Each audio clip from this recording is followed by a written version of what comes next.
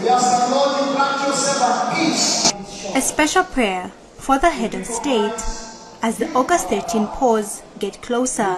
This was at the Living Water Global Ministries Church in Kitwe, where the copperbelt clergy converged to pray for peace and President Hakainde Hichilema ahead of the elections.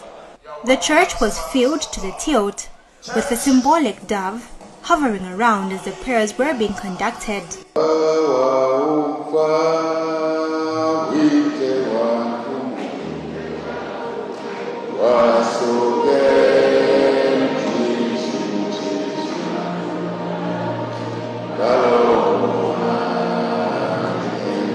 President Hichilema's message was centered on protecting Zambia's peace and saying no to all forms of political violence. First and foremost, we are a Christian nation, isn't it?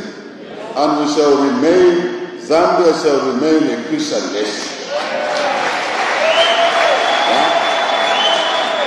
So as we make asks, we must make them in the context of understanding that we are a Christian nation.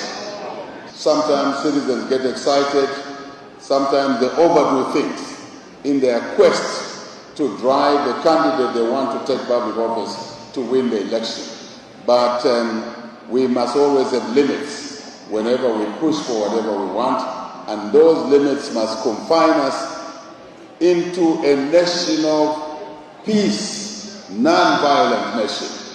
We should never be tempted to drive our emotions to pick weapons, raise knives, pangas against each other. And that's what this election is all about. It's not about blood, it's not about hatred. It's about how we can support the people of Zambia. Social support. FISIP is a social support program. Government giving fertilizer and seed to farmers to produce for their own food requirements and for income to sell some. The president also assured the church that he will deliver free and fair elections next week. We shall have free, fair, credible elections on the 13th of August. That's my duty. That's the mandate you gave me. And we'll exercise that mandate to protect all of God's people without exception, so that elections can go on. And elections are not an opportunity to exchange blows. They're an opportunity to serve the people of Zambia. And Zambians, I remind you, reflect where we were. The head of state also took time to deliberate on his administration's positive strides in this part of the country. We were in debt distress. The economy was declining by minus 2.8%.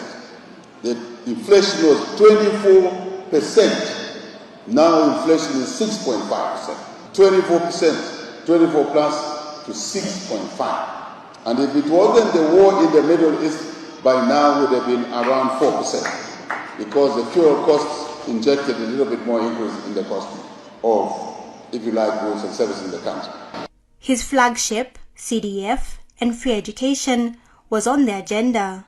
Zambians, take your children to school.